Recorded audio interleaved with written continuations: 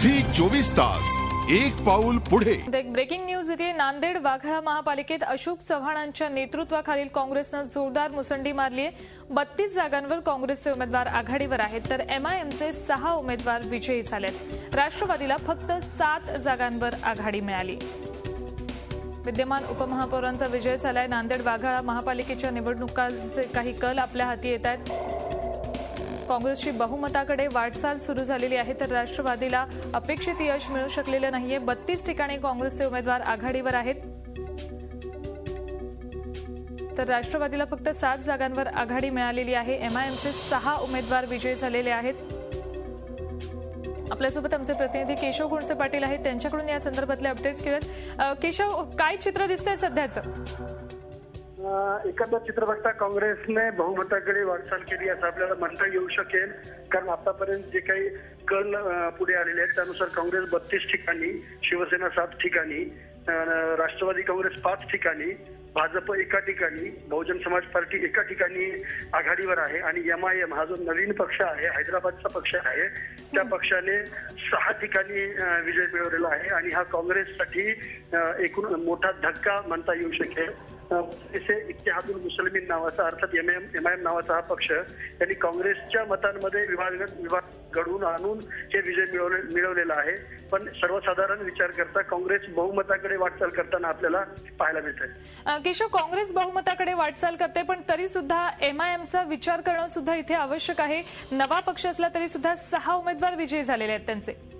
निश्चितच ही काँग्रेसच्या दृष्टीने चिंतेची बाब असंच म्हणावं लागेल, कारण एमआयएमने या पक्षाच्या उमेदवारांनीच काँग्रेसचे जे स्थायी समितीचे माजी सभापती आहेत मसूद खान यांचा पराभव केलेला आहे आणि दुसरी एक धक्कादायक बाब म्हणजे काँग्रेसचे जे माजी महापौर आहेत बलवंत सिंग गाडीवाले ते सध्या 200 मतांनी पिछाडीवर आहेत आणि त्या ठिकाणी शिवसेनेचे उमेदवार अशोक पाटील उमरेकर हे आघाडीवर आहेत।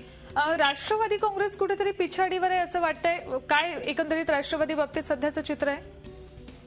राष्ट्रवादीच्या बाबतीत नेहमीच सांगितलं जातं की नांदेड जिल्ह्यामध्ये राष्ट्रवादी काँग्रेसकडे नेत्यांची एक मोठी फळी आहे। मग माजी केंद्रीय राज्यमंत्री सूर्यकांत पाटील असतील, माजी मंत्री कमल किशोर कदम असतील, दुसरे एक माजी मंत्री गंगाधरराव कुंटुरकर असतील किंवा इतर अनेक मोठे नेते असतील। नेते परंतु खालच्या पातळीवर कार्यकर्त्यांची फळी जी निर्माण करायला हवी ती फळी राष्ट्रवादी काँग्रेसकडे नाही आणि राज्य आणि केंद्रात सत्ताधारी असूनही राष्ट्रवादी काँग्रेसला फारसा प्रभाव नांदेड महापालिका निवडणुकीवर आतापर्यंत तरी पाडता आलेलं नाही असं चित्र आतापर्यंत तरी दिसून येतं। केवळ 5 जागांवर राष्ट्रवादी काँग्रेस आघाडीवर आहे आणि ही बाब निश्चितच सत्ताधारी असणाऱ्या राष्ट्रवादी काँग्रेसच्या दृष्टीने चिंतेची बाब आहे। माजी उपमुख्यमंत्री अजित पवार, छगन भुजबळ, आर पाटील अशा मोठ्या नेत्यांच्या सभा, रॅली, बैठका या ठिकाणी झाल्या परंतु त्याचा काहीही उपयोग होऊ शकला नाही असं या ठिकाणी म्हणावं लागेल। केशव, एकंदरीत सध्याचं जे चित्र आहे राष्ट्रवादी काँग्रेसच्या बाबतीत बोलायचं गेलं तर सिंचन घोटाळ्याबाबत जे आरोप केले जात आहेत गेल्या काही दिवसांपासून राष्ट्रवादी काँग्रेसवर, त्यामुळे राष्ट्रवादी काँग्रेसची मतं पाण्यात गेली असं म्हणू शकतो आपण सध्याचं चित्र पाहता? माझ्या मते आपल्याला असं म्हणता येणार नाहीये, कारण भ्रष्टाचाराच्या आरोपाचा जर विचार केला तर सर्वाधिक भ्रष्टाचाराचे आरोप हे माजी मुख्यमंत्री अशोकराव चव्हाणांवर झाले होते। मग तो आदर्श घोटाळा असेल किंवा जमिनीचा इतर घोटाळा असेल किंवा कोलगेटच्या संदर्भातही त्यांच्यावर आरोप झाला। ज्या प्रमाणात अशोक चव्हाणांवर आरोप झाले त्या प्रमाणात राष्ट्रवादी काँग्रेसवर झालेले आरोप हे अत्यंत कमी होते नांदेडचा विचार करता। त्यामुळे घोटाळ्यांच्या आरोपामुळे राष्ट्रवादीला फारसे यश मिळू शकले नाही असं म्हणता येणार नाही आणि एकूणच राष्ट्रवादी प्रभाव पाडण्यात, कार्यकर्त्यांची फळी निर्माण करण्यात जी कमी पडली होती त्याचा हा परिणाम आहे असं आपल्याला म्हणावं लागेल। अगदी बरोबर, पण राष्ट्रवादीचे जे सध्याची जी अवस्था आहे ती पाहता कसला नेमका फटका बसला असेल, काय सांगता येईल? एकंदर नांदेडच्या राजकारणाचा जर विचार केला तर काँग्रेसने अशोक चव्हाण यांच्या नेतृत्वाखाली कार्यकर्त्यांची एक फळी जी आहे ती फळी निर्माण केली। त्या फळीचा व्यवस्थितपणे कार्यरत केलं आणि उमेदवार निवडण्यापासून अशोक चव्हाणांनी प्रत्येक बाबतीत वैयक्तिक लक्ष घातलं। उमेदवारांच्या सर्व उमेदवार मुलाखती घेण्यापासूनचं काम त्यांनी या ठिकाणी केलं।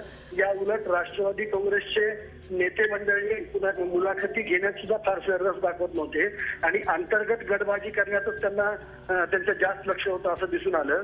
दुसरा एक प्रमुख विरोधी पक्ष शिवसेना भाजपमध्येही काहीशी अशीच अवस्था आहे. शिवसेना गेल्या काही दिवसांपासून अंतर्गत गटबाजीने पोखरलेली आहे.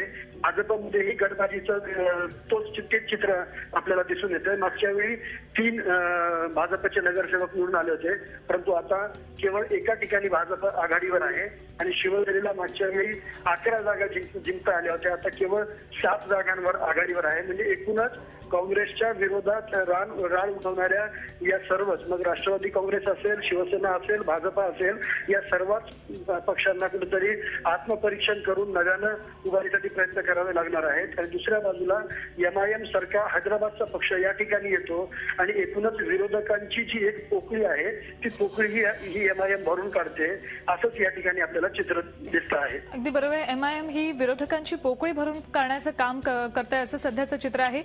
आपण एकदा प्रेक्षकांना याबाबतची संपूर्ण माहिती देऊयात. नांदेड वाघाळा महापालिकेत अशोक चव्हाणांच्या नेतृत्वाखाली काँग्रेसनं जोरदार मुसंडी मारली. 32 जागांवर काँग्रेसचे उमेदवार आघाडीवर आहेत, तर MIM हा हैदराबादचा जो पक्ष आहे पहिल्याच फटक्यात 6 उमेदवार MIMचे विजयी झाले, तर राष्ट्रवादी काँग्रेसला फक्त 7 जागांवर आघाडी मिळालेली आहे. सध्याचं राष्ट्रवादीचं चित्र आपण पाहिलं तर अपेक्षित यश राष्ट्रवादीला मिळालेलं नाही असं सध्या चित्र दिसतंय. केशव, एकंदरीत विरोधक म्हणून सगळेच पक्ष कमी पडताना दिसत आहेत नांदेडमध्ये सध्याचं चित्र पाहता?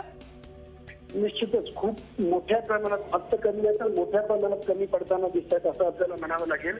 यापूर्वी अशोकराव चव्हाण हे मुख्यमंत्री पदावर होते आणि त्यामुळे त्यांच्या मुख्यमंत्री पदाच्या प्रभावामुळे काँग्रेस वाढते आहे आणि इतर पक्षांना वाढण्यास वाव मिळत नाही असा युक्तिवाद राष्ट्रवादी काँग्रेस असेल, शिवसेना, भाजप या सर्वच पक्षांकडून केला जात होता. परंतु आता गेल्या काही महिन्यांचा काळ पाहिला तर अशोक चव्हाण यांच्या साठी मोठी राजकीय संकट निर्माण झालेली आहेत आणि नांदेडमध्येही इतर पक्षांना जो आहे तो काम करण्यासाठी वाव निर्माण झालेला आहे.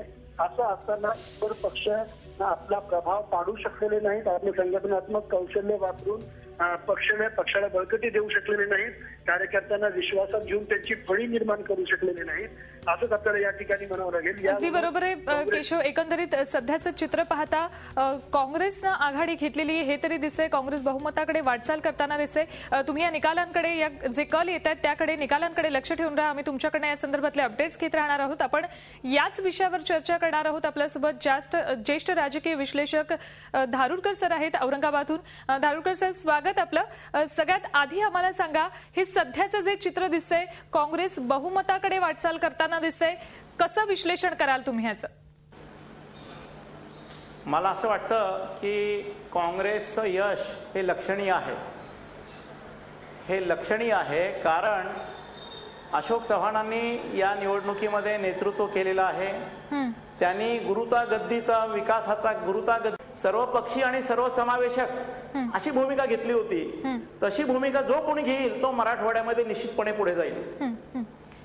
धारुरकरची दुसरी एक गोष्ट म्हणजे काँग्रेसविषयी तर आपण बोलतोय, राष्ट्रवादीबद्दल बोलायला गेलं तर अपेक्षित यश त्यांना सध्या तरी मिळालेलं दिसत नाहीये. काय नेमका कसला फटका बसला असेल, कुठे कमी पडले असतील आणि राष्ट्रवादी काँग्रेस संघटनात्मक यश मिळवू शकली नाही असं आत्ता आपण म्हणू शकतो का? मराठवाड्यामध्ये राष्ट्रवादी काँग्रेसचा आधार खूप चांगला आहे आणि शरद पवार यांना मानणारा, राष्ट्रवादी पक्षाची भूमिका घेणारा एक मोठा वर्ग आहे. पण मला असं वाटतं की थोडासा ओव्हर कॉन्फिडन्स त्यांना नडलेला आहे.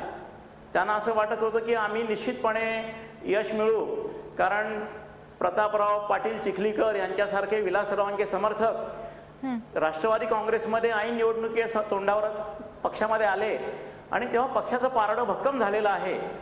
अशा स्वरूपाचं एक चित्र निर्माण केलं जात होतं. प्रत्यक्षामध्ये आपण असं बघतो की बाहेरून येणाऱ्या ताकदीपेक्षा ही स्वतःची ताकद पक्ष किती सांभाळतो त्यावर त्या पक्षाचं यश अवलंबून असतं. मला असं वाटतं की राष्ट्रवादी काँग्रेस या बाबतीमध्ये थोडासा भ्रमामध्ये राहिल्यामुळं या पक्षाला थोडासा त्याच्यामध्ये काही ठिकाणी पराभवाचे झटके मिळालेले आहेत. मगाशी जसं तुम्ही म्हणालात की राष्ट्रवादी काँग्रेसवर ज्या पद्धतीनं सिंचन घोटाळा असू देत किंवा इतर जे काही भ्रष्टाचाराचे आरोप केले जात होते त्याचा सुद्धा थोडाफार फटका बसला, पण तसा फटका काँग्रेसला बसताना दिसलेला नाहीये. याचं कारण असं आहे की स्थानिक पातळीवरती विकासाचे कार्यक्रम कोण राबवतो आणि तो कार्यक्रम कोण कृतीमध्ये आणतो, या दोन गोष्टीची उत्तरं फार महत्वाची असतात. आणि शहराचा लोक असा विचार करतात की बाबा 400 वर्षानंतर जेव्हा संधी मिळाली तेव्हा नांदेड शहराचा कायापालट करायचा होता आणि तो काँग्रेस पक्षाने केला. आज नांदेडला मराठवाड्यामधलं एक संपन्न शहर, एक प्रभावशाली शहर असं स्वरूप प्राप्त झालेलं आहे. असं म्हणतात की राष्ट्रकूटांच्या काळामध्ये जेव्हा कैलास लेणं कोरण्यात आलं तेव्हा देशामध्ये जी 20 महानगर होती त्याच्यापैकी 5 महानगर मराठवाड्यात होती आणि मराठवाडा सबंध देशाचे इपी सेंटर म्हणजे राजधानी होता. ही गोष्ट 10व्या शतकातली आहे. लातूरचा दंतीदुर्ग नावाचा राजा वेरूळला आला. कृष्ण पहिला हा तर कंधारचा होता, नांदेडचा होता. म्हणजे या 4 शहरामध्ये नांदेड, लातूर, औरंगाबाद, कंधार अशा शहरामधून सबंध मराठवाड्याचं चित्र देशामध्ये प्रकाश टाकणार होतं. आणि सबंध आपण पाहतो की 12व्या-13व्या शतकानंतर मराठवाडा अंधारामध्ये फेकला गेला. 700 वर्ष मराठवाडा अंधारात होता आणि आता तो कुठे कुठे आपलं स्वतःचं अस्तित्व दाखवायला लागलाय.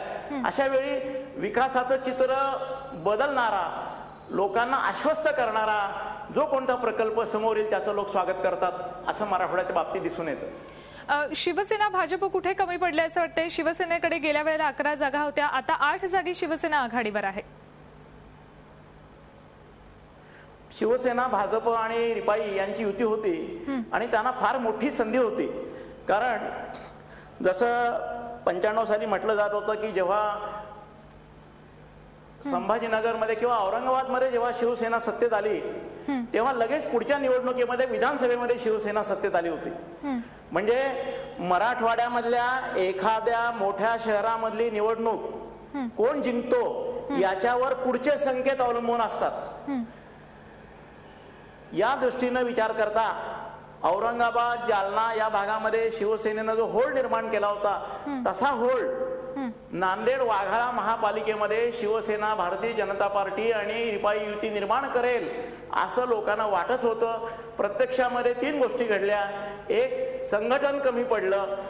3 पक्षामध्ये ताळमेळ नव्हता. आणि तिसरी गोष्ट अशी आहे की विकासाचा सामुदायिक कार्यक्रम, किमान समान कार्यक्रम जो त्यांनी तयार करायला पाहिजे होता तो मला असं वाटतं की त्याने भक्कमपणे तयार केला नाही. त्यामुळं त्यांना अपेक्षित यश मिळालेलं नाही. त्यामुळे या महायुतीला अपेक्षित यश मिळालेलं नाहीये. झी 24 तास, एक पाऊल पुढे.